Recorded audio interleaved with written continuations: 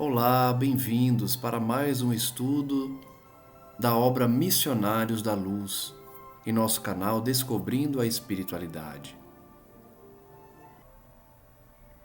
Esse é o estudo de número 5, em que vamos analisando a narrativa de André Luiz sobre a sua visita à Terra, em especial aos núcleos que exercem a mediunidade.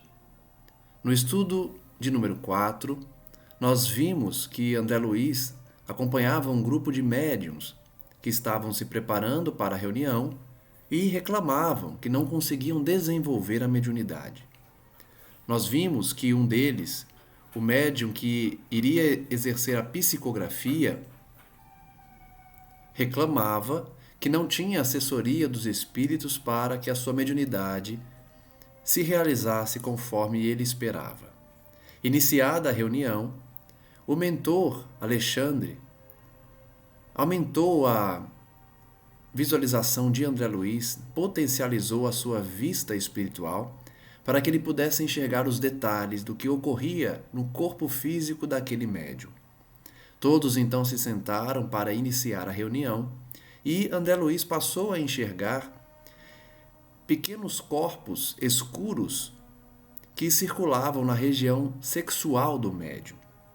Depois da sua glândula pineal iluminar-se palidamente, André Luiz percebeu, com a sua visão ampliada por Alexandre, que existia uma energia de baixo teor vibratório, formando certos corpúsculos negros, escuros, que circulavam, portanto, na região genésica, trazendo ali o ferimento das células, dos embriões delicados da vida orgânica, situados na região em que os aparelhos genésicos do médium estavam circulando essa energia.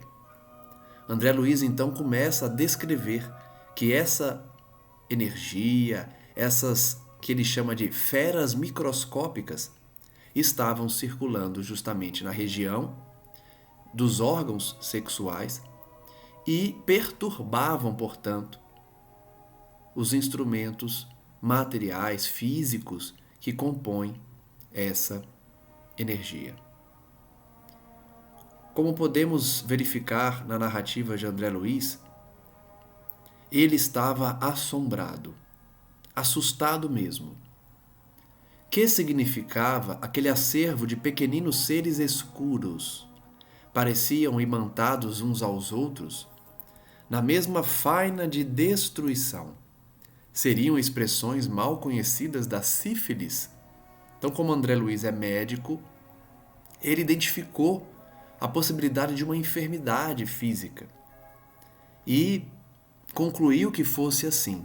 Vamos ver a resposta de Alexandre para verificar se de fato trata-se de uma doença a se desenvolver na região genésica do médium ou se é uma influenciação puramente espiritual causada pelos desvios do médium. Quando André Luiz perguntou intimamente se tratava da sífilis, da manifestação da sífilis nos órgãos sexuais do médium, Alexandre então explicou: não, André, não temos sob os olhos o espiroqueta de Chaldin. Vamos ver a nota de rodapé que explica essa nomenclatura, provavelmente médica. O mesmo que Treponema pallidum, bactéria espiralada responsável pela sífilis. Então Alexandre explica que não se tratava da bactéria causadora da sífilis, nem qualquer nova forma suscetível de análise material por bacteriologistas humanos. Então não se tratava de uma enfermidade física. São bacilos psíquicos. Essa obra já trouxe essa mistura de termos físicos, científicos, com termos espirituais. Quando falou, né, justamente da excreção de hormônios pela glândula pineal, e falou que a glândula pineal emite esses hormônios psíquicos, né, o que pode causar muita estranheza para quem é da área da medicina, hormônios psíquicos, porque hormônio, para a nossa medicina, são elementos materiais, né, que circulam nos corpos humanos. Mas essa obra já trouxe a expressão hormônios psíquicos e agora traz os bacilos psíquicos, ou seja, elementos de enfermidade bacteriológicos, microscópicos, mas psíquicos, formados, portanto, pela mente humana, pela vontade do ser. Circulavam então na região genésica daquele médium bacilos psíquicos de tortura sexual. Olha só.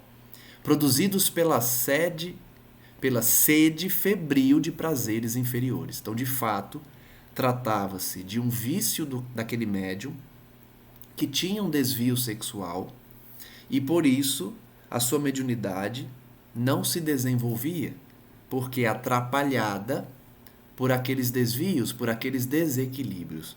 Não era uma doença física, era o efeito de bacilos psíquicos da tortura sexual, produzidos pela vontade do médium, que buscava, nas suas horas de lazer, provavelmente, prazeres inferiores. O dicionário médico do mundo não os conhece. A nossa medicina não aceita, não elenca, não estuda os bacilos psíquicos ou os hormônios psíquicos, conforme já falamos. E na ausência de terminologia adequada aos seus conhecimentos, chamemos-lhes larvas, simplesmente. Então, como a nossa medicina não deu nome a esses elementos, Alexandre vai chamá-los de larvas, porque se parecem com larvas, né? André Luiz mesmo, ele chamou, né, de pequenos seres monstruosos, né? Porque são criações mentais de bactérias, larvas, só que são psíquicas. Têm sido cultivados por este companheiro, não só pela incontinência no domínio das emoções próprias, por meio de experiências sexuais variadas, senão também pelo contato com entidades grosseiras, que se afinam com as predileções dele, entidades que o visitam com frequência, à maneira de imperceptíveis vampiros. Vejam o quanto nós podemos perturbar as nossas funções sexuais, sentimentais e mediúnicas também. aquele médium exercia uma gama de prazeres carnais, experiências sexuais variadas, fruindo da companhia de entidades rasteiras, grosseiras, que gostavam também das mesmas coisas que ele, das mesmas predileções. Então o médium, ele não tinha controle sobre seu desejo sexual, não dominava suas emoções oriundas desse desequilíbrio sexual e, além disso, fruía da companhia de espíritos também sexólatras, viciados na sexualidade e nos desequilíbrios dessas experiências. Alexandre chega a usar o termo vampiro, porque esses espíritos sugam a energia da sua vítima, que, sintonizada com eles, acaba cedendo tanto a companhia quanto a sua energia psíquica. Por isso que nós estudamos aqui, ontem, no último estudo, de número 4, esse estado de cansaço psíquico que muitas pessoas apresentam. A pessoa dorme, mas não consegue descansar de verdade, de fato. Por quê? Tem um gasto energético muito grande. Suas energias psíquicas são sugadas por esses vampiros da espiritualidade. O pobrezinho ainda não pôde compreender que o corpo físico é apenas leve sombra do corpo perispiritual. Não se capacitou de que a prudência em matéria de sexo é equilíbrio da vida. E, recebendo as nossas advertências sobre a temperança, acredita ouvir remotas lições de aspecto dogmático, exclusivo no exame da fé religiosa. Então, aquele médium ignorava as orientações da espiritualidade que chamavam a sua atenção para que ele não mais se desvirtuasse naquela área. Ele ignorava porque ele acreditava se tratar de lições dogmáticas, de lições que ele não deveria dar a devida atenção porque eram coisas inalcançáveis por ele, ou de aspecto de fé religiosa que ele ainda não tinha conquistado. Então ele ignorava os conselhos dos espíritos para não mais se aventurar na sexualidade desregrada. E com isso perturbava também a sua mediunidade, o que é natural. A pretexto de aceitar o império da razão pura na esfera da lógica, admite que o sexo nada tem que ver com a espiritualidade, como se esta não fosse a existência em si.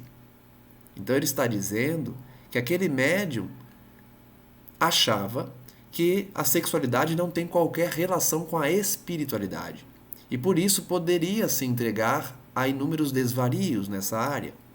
Como se isso não fosse perturbar a sua mediunidade, ele de fato acreditava que o seu desvio sexual nada tinha a ver com seu desenvolvimento mediúnico. Esquece-se ele de que tudo é espírito. Tudo é espírito. Manifestação divina e energia eterna. Não temos como fugir. Tudo é espírito. Tudo o que fazemos influencia no nosso espírito, que é a origem da nossa inteligência, da nossa personalidade.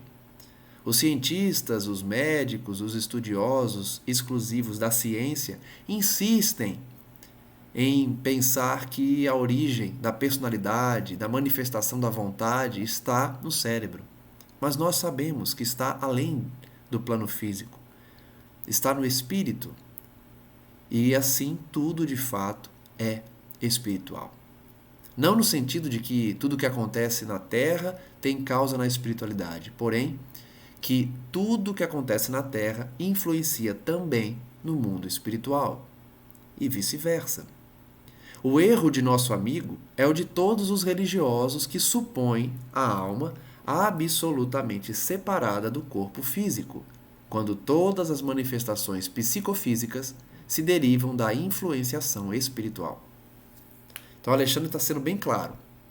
Esse erro desse médium é cometido por muitos religiosos que separam a alma do corpo, como se a alma não influenciasse na vida física, nem que a vida física influenciasse na espiritualidade. Alexandre chega a afirmar que todas as manifestações psicofísicas derivam da influência espiritual. Todas. Eu me recordo de um dado, ofertado numa das obras do Divaldo Franco, em que o espírito Manuel Filomeno de Miranda escreve por meio dele. E ele diz que mais de 90%, quase 100%, das alienações mentais derivam de obsessões. Seja a auto-obsessão, seja a obsessão provocada por terceiros. Então, a vida espiritual, de fato, influencia diretamente na vida física. Novos mundos de pensamento raiavam no ser de André Luiz. Começava ele a sentir definições mais francas do que haviam sido terríveis incógnitas para ele no capítulo da patogenia em geral. Então, ele, que havia sido médico em sua última encarnação, passava a ter conhecimentos que ignorava quando estava encarnado. Sobre patogenia, sobre a origem das enfermidades, sobre a causa das disfunções hormonais, orgânicas, físicas em geral. Não saíra do meu intraduzível espanto quando o instrutor me chamou a atenção para um cavalheiro que tentava a psicografia.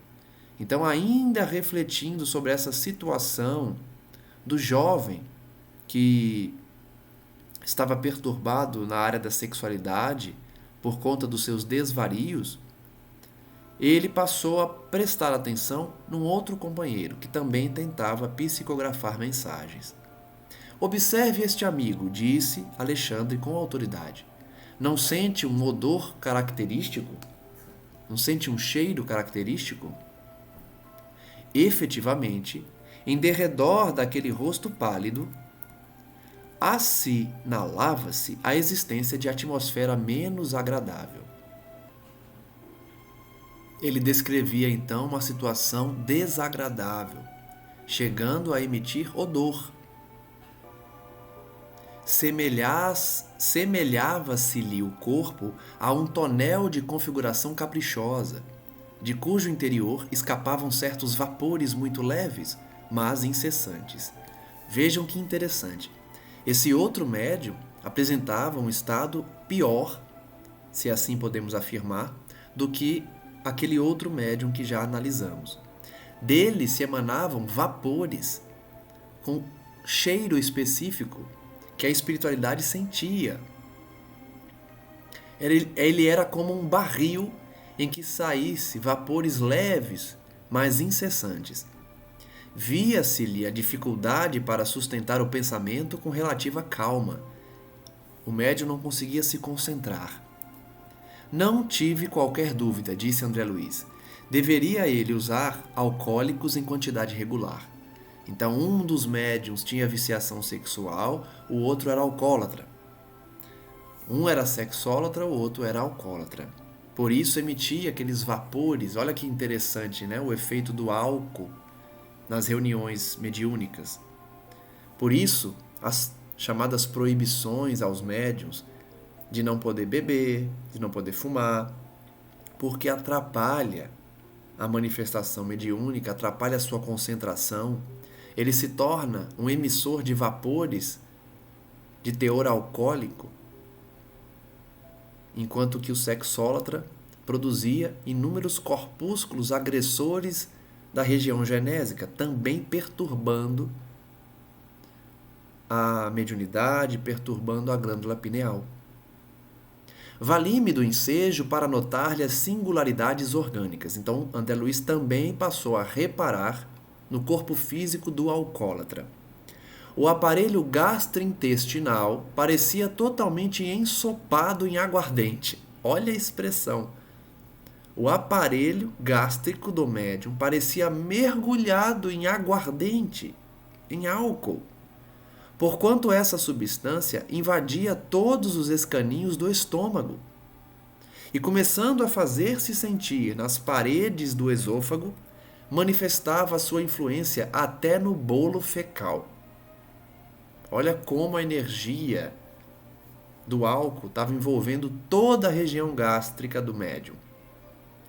Espantava-me o fígado enorme. Pequeninas figuras horripilantes postavam-se vorazes ao longo da veia porta. Mais uma vez, então, André Luiz descreve pequenos seres monstruosos. Ele chama agora de horripilantes. Pequeninas figuras horripilantes estavam ali, postadas ao longo desse órgão, dessa veia, que pela nota de rodapé é o grande tronco vascular que conduz ao fígado o sangue venoso, proveniente das vísceras abdominais, ou seja, do tubo digestivo, do baço e do pâncreas.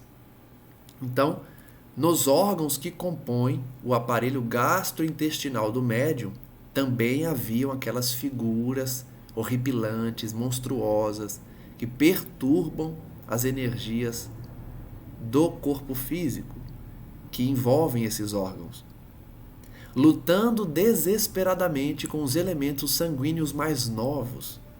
Então vejam que eles perturbam as células mais novas, saudáveis. Vive como se numa guerra entre os elementos do álcool contra as células saudáveis. Da mesma forma que os elementos do sexo desregrado, da energia sexual desequilibrada, também lutava contra a energia salutar dos órgãos genésicos. Toda a estrutura do órgão se mantinha alterada. Terrível engurgitamento. Então, provocava no médium uma sensação negativa, ruim, além de perturbar os órgãos. Os lóbulos cilíndricos, que pela definição referem-se às estruturas do fígado onde se localizam os hepatócitos, células responsáveis pela secreção endócrina e exócrina daquele órgão. Então também influenciava na questão hormonal, na questão da emissão das substâncias responsáveis por regular esses órgãos. Eles então se mostravam modificados, abrigando células doentes e empobrecidas. O baço apresentava anomalias estranhas. Vejam que André Luiz tem propriedade no assunto, tem autoridade para descrever essas consequências, porque ele foi médico. Então, para ele é muito simples de entender as consequências dessas energias infelizes, inferiores, nos órgãos físicos. Ele descreve a ação desses elementos na perturbação desses órgãos. Os alcoólicos, esclareceu Alexandre com grave entonação, aniquilavam-no vagarosamente.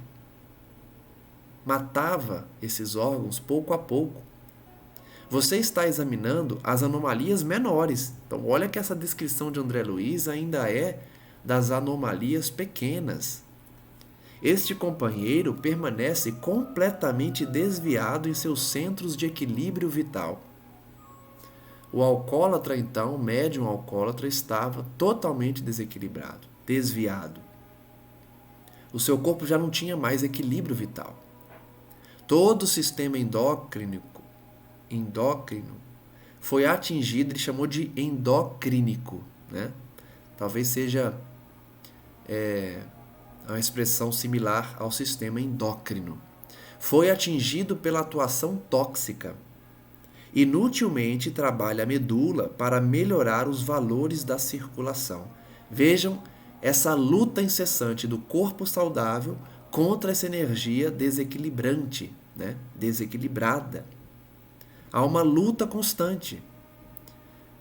Aqueles órgãos do alcoólatra tentavam restabelecer a circulação sanguínea, a circulação dos hormônios, enquanto os elementos destruidores do álcool impediam, matavam essas células. Em vão, esforçam-se os centros genitais para ordenar as funções que lhes são peculiares. As funções genitais, então, dos órgãos genitais também estavam perturbadas e não conseguiam equilíbrio. Por quê? O álcool excessivo determina modificações deprimentes sobre a própria cromatina, que é substância basófila, presente no núcleo de toda célula viva, constituída essencialmente de DNA, estrutura responsável pela transmissão das características genéticas dos seres vivos.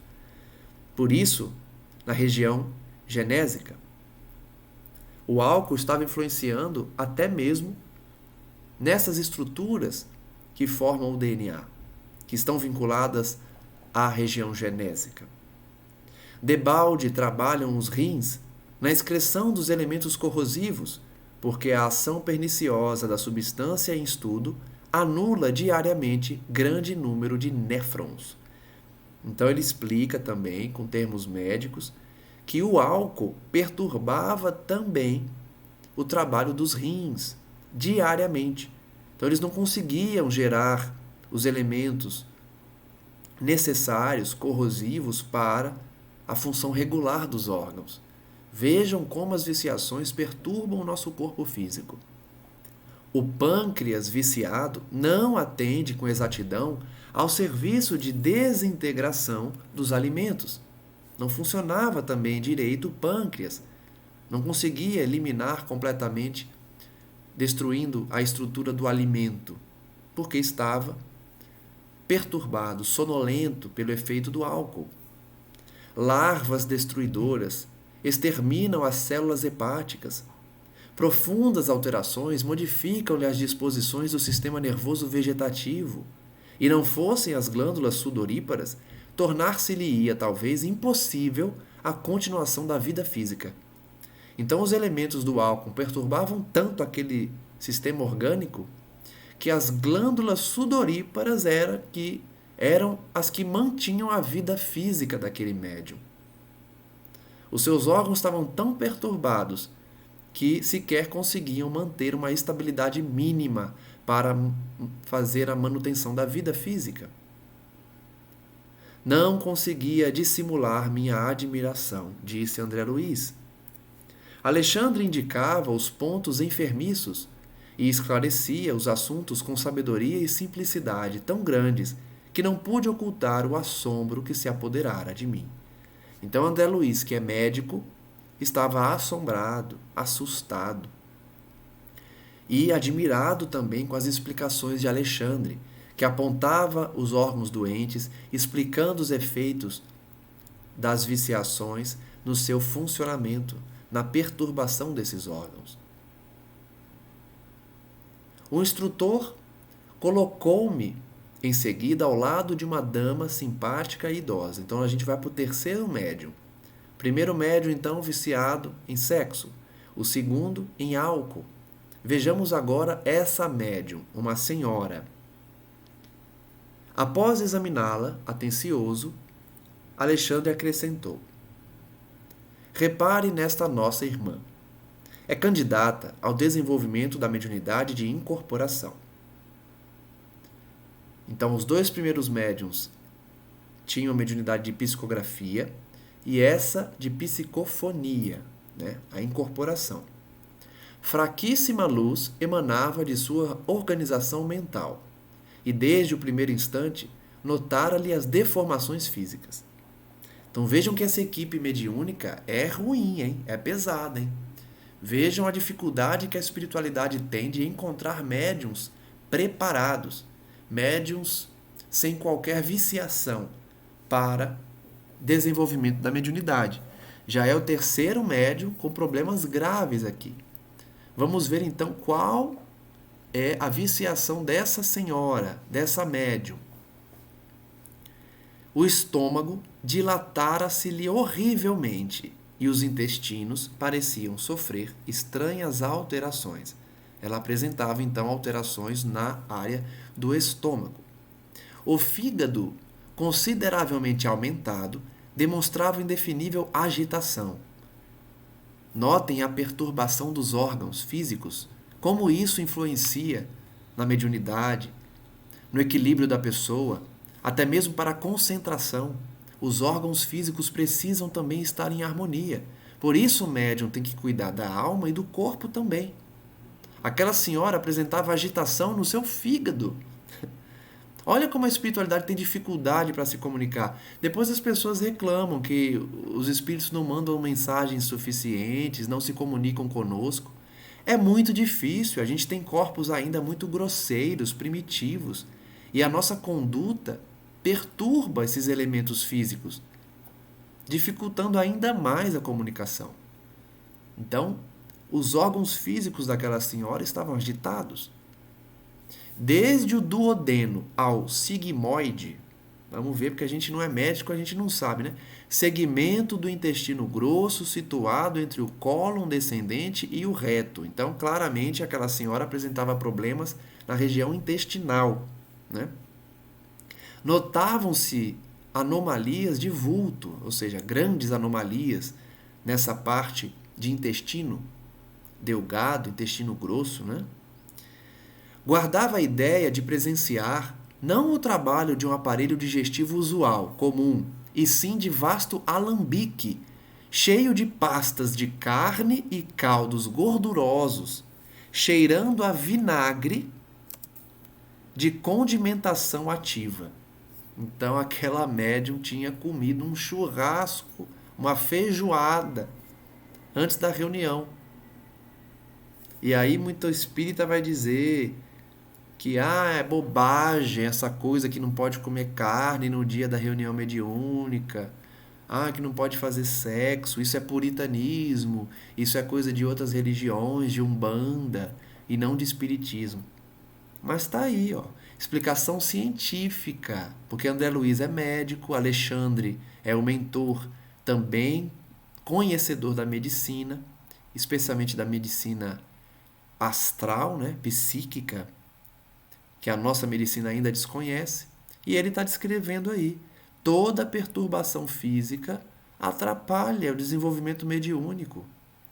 Comer demais também. Não pode. E não é que é uma proibição, é uma consequência. Se você se empanturrar antes da reunião mediúnica, vai atrapalhar a comunicação, se não bloquear totalmente. Assim como a perturbação sexual, assim como o excesso, o uso do álcool.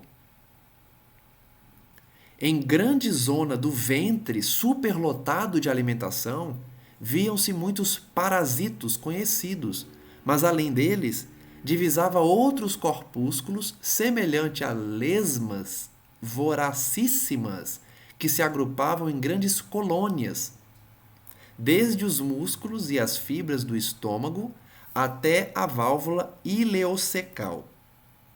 Vamos ver o que é a válvula ileocecal.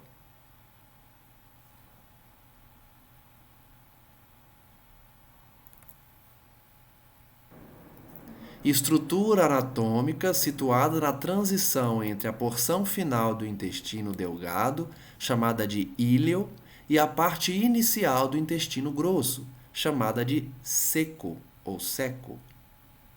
Então vejam que é uma descrição até mesmo um pouco nojenta, né? Porque ela havia se alimentado de forma excessiva, com corpos pesados, né? Carne, tudo mais, e seu estômago cheio trazia ali parasitos que a nossa ciência já conhece, que é para a digestão dos alimentos, mas além deles também tinham esses corpúsculos psíquicos que André Luiz vai descrever como lesmas vorazes, que estavam agrupadas em colônias. Então eram muitas lesmas agrupadas, uma por cima das outras, em toda essa parte aí do intestino, das fibras do estômago até essa parte do intestino. Semelhantes parasitos atacavam os sucos nutritivos com assombroso potencial de destruição. Então notem que toda a descrição desses elementos psíquicos tem a mesma característica. Eles atacam as células saudáveis, os nutrientes, as energias salutares. Então, eles causam perturbação. No caso daquela senhora, era mais um exemplo de ataque, dessa guerra interna entre os seres microscópicos que envolviam os órgãos, cada um de acordo com a sua viciação.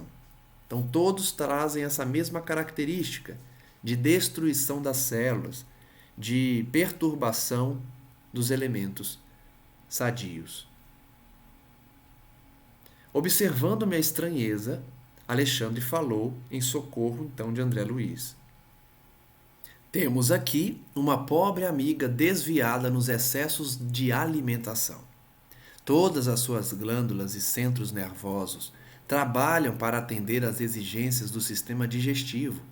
Então, toda a energia dela estava voltada para a digestão dos alimentos. Descuidada de si mesma, caiu na glutonaria crassa, tornando-se presa de seres de baixa condição. Olha só, como a gente não sabe nada da vida espiritual. Grande parte das pessoas acha que não tem problema nenhum você comer que nem um condenado, né? Comer de forma excessiva. Até isso traz companhia espiritual rasteira, inferior. Aquela senhora certamente não via problema nenhum em se empanturrar de comida. Mas ela estava perturbando a sua região do intestino, do estômago, do fígado. E além disso, estava acompanhada de seres de baixa condição. O próprio André Luiz, né, em Nosso Lar, obra que a gente não estudou, mas vai estudar, é a primeira da coleção, ele foi chamado de suicida pelo abuso do alimento, pelo abuso da glutonaria, né? E por que me conservasse em silêncio, André Luiz diz, incapacitado de argumentar ante ensinamentos tão novos, o instrutor considerou: perante esses quadros, pode você avaliar a extensão das necessidades educativas na esfera da crosta. Então, foi a reflexão que a gente já adiantou aqui. O quanto o ser humano precisa aprender, se educar na alimentação, no sexo, na bebida. A mente encarnada engalanou-se com os valores intelectuais e fez o culto da razão pura, esquecendo-se de que a razão humana precisa de luz divina.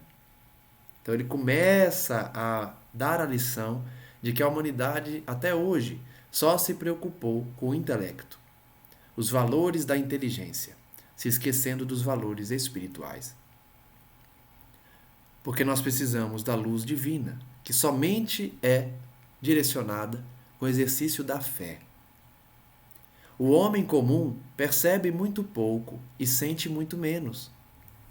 Ante a eclosão de conhecimentos novos, em face da onda regeneradora do espiritualismo que banha as nações mais cultas da Terra, angustiada por longos sofrimentos coletivos, necessitamos acionar as melhores possibilidades de colaboração para que os companheiros terrestres valorizem as suas oportunidades benditas de serviço e de redenção.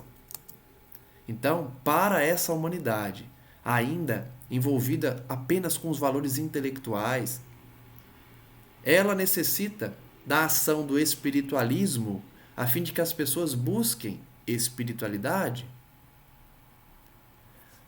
dando fim, por consequência, aos sofrimentos coletivos, oportunizando, então, o reconhecimento do serviço e da redenção de cada um. André Luiz então diz: compreendi que Alexandre se referia de forma velada ao grande movimento espiritista, em virtude de nos encontrarmos nas tarefas de uma casa doutrinária. E não me enganava, porque o bondoso mentor continuou a dizer. Antes de analisarmos o que Alexandre vai continuar a dizer, reflitamos que a doutrina espírita também traz essa função primordial: despertar a humanidade, despertar aqueles que estão vinculados apenas às satisfações da carne, do corpo físico e do intelecto. E como eles estavam numa reunião mediúnica, André Luiz percebe que Alexandre tratava da missão do espiritismo no despertamento dos indivíduos. O Espiritismo cristão é a revivescência do Evangelho de Nosso Senhor Jesus Cristo. E a mediunidade constitui um de seus fundamentos vivos. A mediunidade é fundamento do Espiritismo e o Espiritismo é a recordação do Evangelho do Cristo, a revivescência do Evangelho de Jesus. A mediunidade, porém, não é exclusiva dos chamados médiuns. Todas as criaturas a possuem, porquanto significa percepção espiritual. Esse conceito é importante. Todos somos médiuns. Alguns ostensivos, ou seja, manifestam-se os espíritos por meio deles. Outros têm a mediunidade chamada de percepção espiritual. Todos têm percepção espiritual. Seja ao ouvir um conselho de um mentor, seja ao sofrer a influência de um obsessor, que deve ser incentivada em nós mesmos, essa percepção espiritual, né? Não a obsessão, mas a percepção espiritual deve ser incentivada. Não bastará, entretanto, perceber. Não basta perceber o mundo espiritual. É imprescindível santificar essa faculdade, convertendo-a no ministério ativo do bem.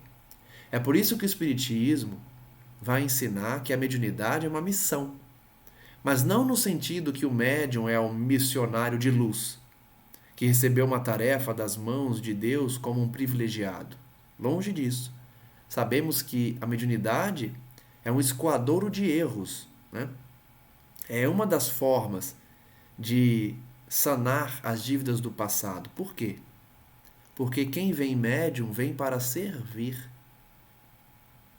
Muitos médiuns não querem ser médiuns, porque a mediunidade exige exercício da humildade. Você é obrigado a se doar pelo outro, se doar ao outro.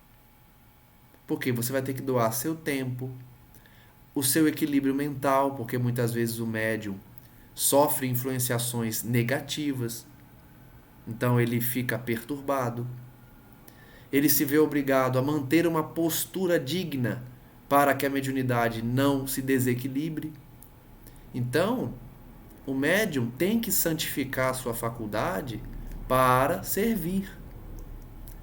Converter-se no ministério ativo do bem. Por isso que muitos não querem, porque a mediunidade exige dedicação ao próximo. E muitos não querem se dedicar ao próximo, quer se dedicar a si mesmo. A maioria dos candidatos ao desenvolvimento dessa natureza, mediunidade, contudo, não se dispõe aos serviços preliminares de limpeza do vaso receptivo. Acabei de falar.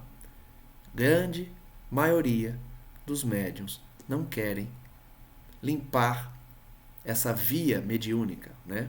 Higienizar o seu estado psíquico. A maioria não quer. Dividem inexoravelmente a matéria e o espírito, localizando-os em campos opostos, quando nós, estudantes da verdade, ainda não conseguimos identificar rigorosamente as fronteiras entre uma e outra. Ou seja, enquanto os médiuns, alguns, né, ou a maioria deles, quer dividir o que é do espírito e o que é do corpo, esse espírito superior, Alexandre, está dizendo que ele não consegue enxergar a fronteira entre o corpo físico e o espírito, demonstrando que ambos estão ligados intimamente, que não tem como separar, apesar da maioria dos médiuns pretender separar. Espírito e corpo, portanto, estão integrados na certeza de que toda a organização universal se baseia em vibrações puras. Já que temos a centelha divina dentro de nós, a nossa origem é de vibração pura, equilibrada. Somos nós que desequilibramos. Então a junção entre matéria e espírito, ela é unificada e os espíritos superiores sequer conseguem enxergar esses limites, essas fronteiras.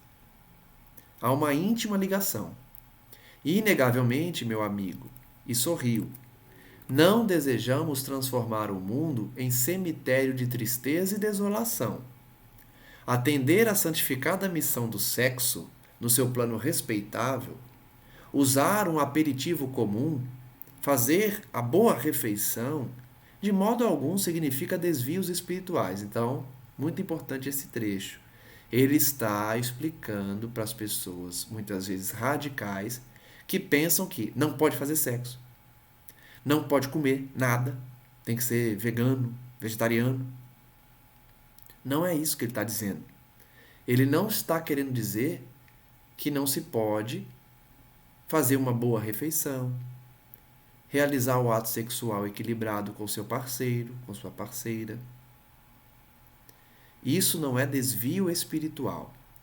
No entanto, os excessos representam desperdícios lamentáveis de força.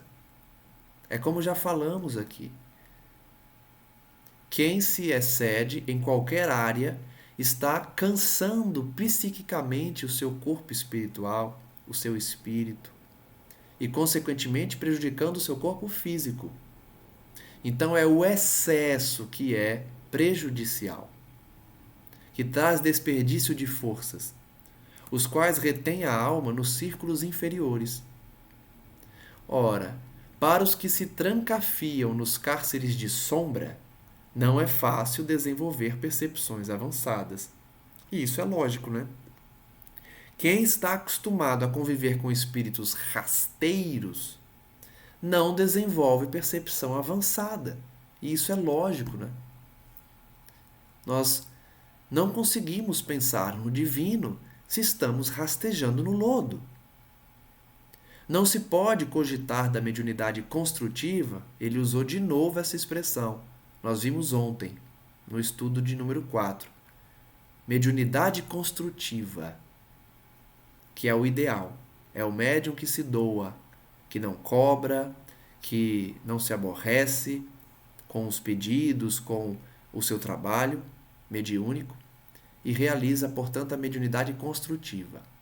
Não se pode ser um médium construtivo sem o equilíbrio construtivo dos aprendizes, na sublime ciência do bem viver. Então, para se ter uma mediunidade construtiva, o médium precisa ser construtivo, dedicado, responsável, educado e disciplinado. André Luiz então exclama: "Oh, e por que motivo não dizer tudo isso aos nossos irmãos congregados aqui? Por que não adverti-los austeramente?" Olha a pergunta de André Luiz, que interessante. "Alexandre", ele diz, "por que então você não avisa eles? Por que você não incorpora aí num deles e avisa isso? Fulana, para de comer, que nem um cavalo. Ciclano, para de praticar ato sexual desequilibrado. Fulano, para de comer, né, de beber, deixa de ser alcoólatra. Por que você não incorpora e dá um puxão de orelha neles? Como a gente vê muitas vezes na Umbanda, né, em outros ramos de religiosidade que exploram também a questão mediúnica, é muito comum a entidade se manifestar e puxar a orelha dos médiuns, chamar a atenção. André Luiz pede, então, por que você não chama a atenção deles? Alexandre sorriu e respondeu: "Não, André. Tenhamos calma.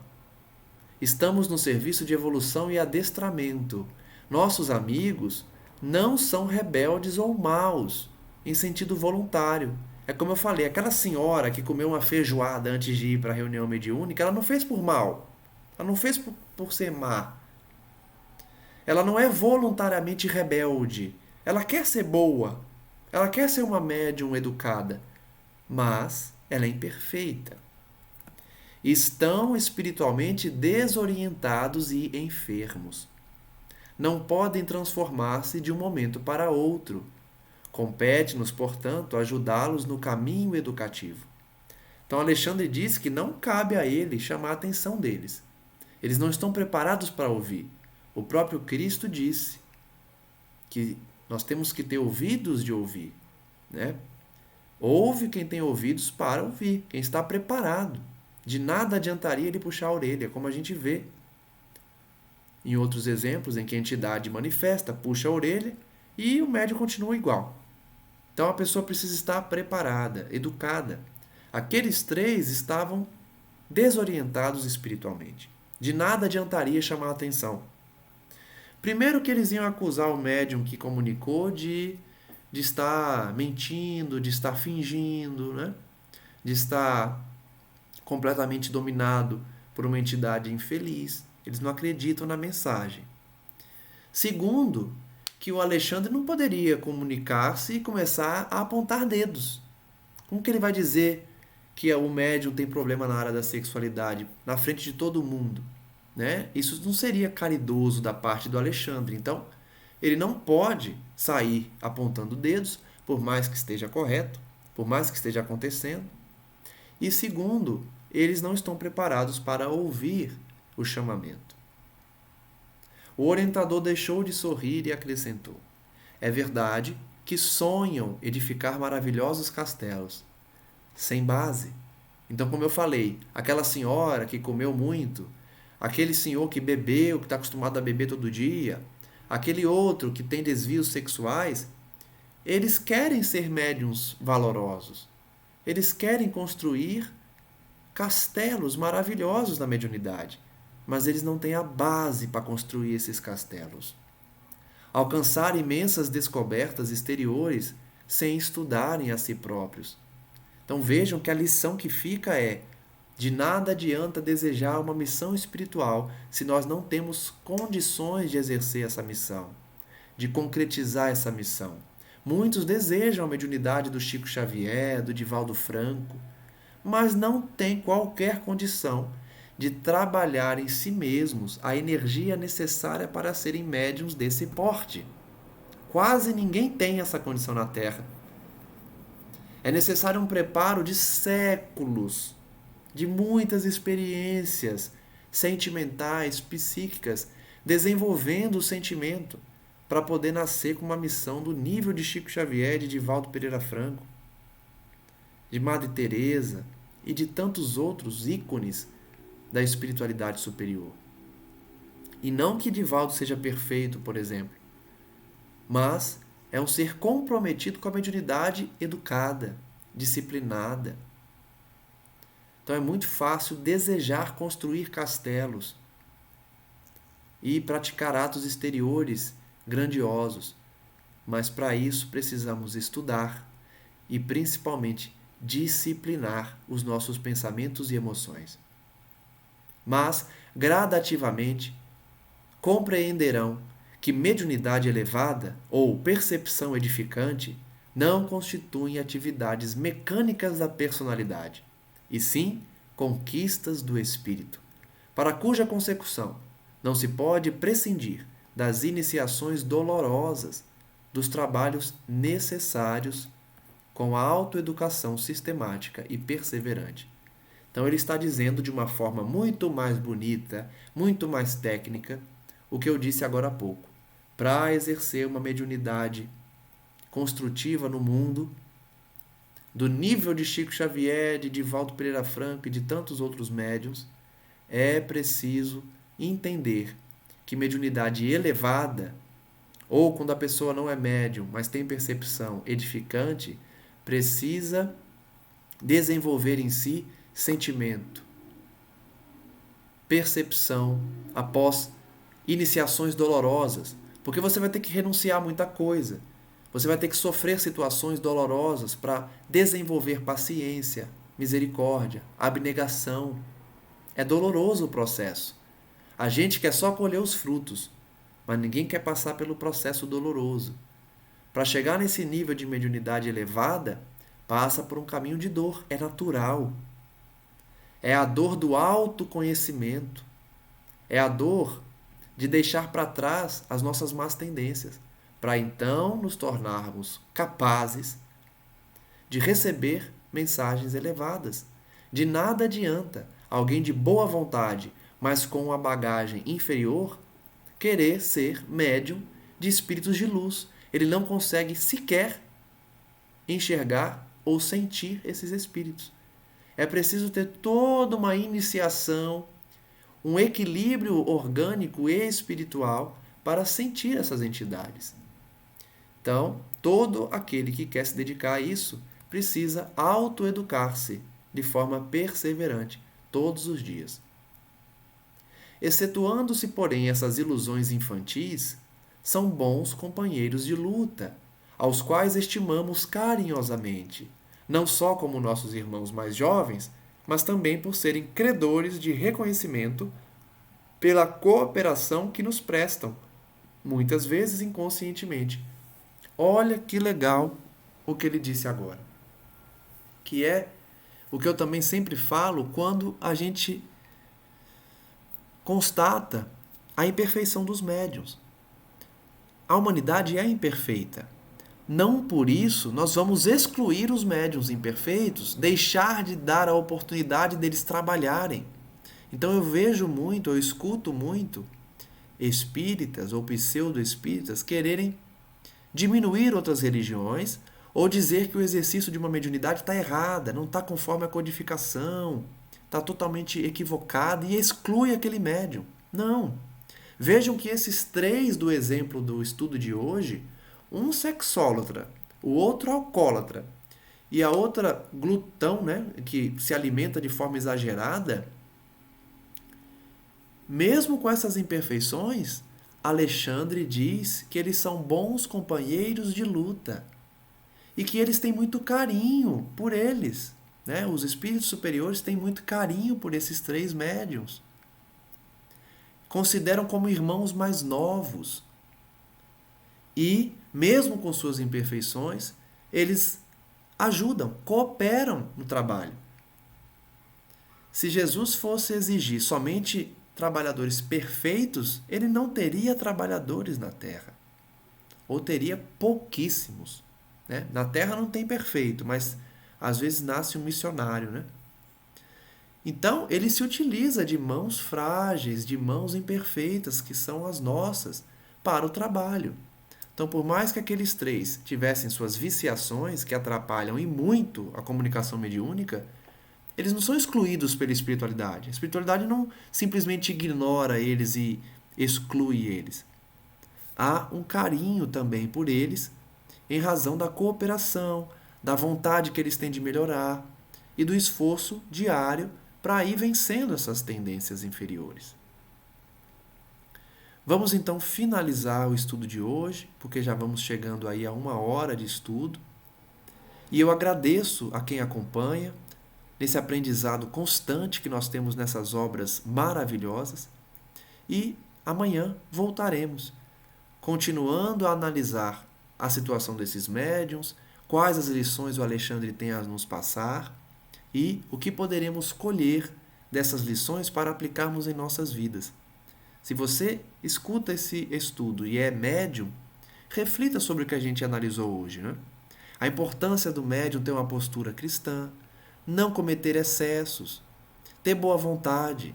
E aos poucos a gente vai ganhando o direito de criar um contato maior e mais frequente com espíritos de luz, espíritos superiores. Aproveitemos a oportunidade. Agradeço então mais uma vez a todos que acompanham e principalmente a espiritualidade superior. Os mentores dos estudos de André Luiz, do Nosso Lar, nossos mentores pessoais, né? Nossos anjos guardiães, todos aqueles que simpatizam conosco. E pedimos especialmente a eles que continuem a nos abençoar, a nos orientar, a nos trazer o direcionamento para as nossas existências, especialmente quando estamos dispostos a estudar o Espiritismo a fim de diminuir dores, consolar corações, dar o exemplo, praticar a caridade, a fraternidade real. Que essa mensagem possa chegar a todos que precisam ouvi-la, independente da distância, do local, do plano, se é plano físico, se é plano espiritual, e que nós possamos contribuir à medida das nossas possibilidades para enxugar lágrimas, para dar um fio de esperança a quem já está desesperado, quem não enxerga uma solução para a sua vida, quem acha que a vida física é a mais importante, e dá um valor enorme às perdas e sofrimentos materiais. Que essas pessoas possam então enxergar na espiritualidade a vida verdadeira, valorizando a vida material, porém a fim de angariar virtudes para o seu espírito, para a sua alma. Que esses amigos possam então receber essa energia, essa vibração, e todos em uníssono queiram elevar o seu pensamento a fim de encontrar os missionários do Cristo na atividade terrena. Agradecemos grandemente a esses amigos, a esses irmãos, e que as nossas imperfeições sejam cada vez menores, que as nossas quedas sejam cada vez mais raras e que estejamos a cada dia, passo a passo, caminhando ao encontro de Jesus, diminuindo essa distância que existe entre o nosso Mestre e a nossa imperfeição. Muito obrigado mais uma vez, amigo e Mestre Jesus Cristo, e que o teu amor envolva toda a terra, especialmente os corações desesperados e esfomeados de saber espiritual. Que assim seja. Graças a Deus e até o próximo estudo. Um forte abraço a todos.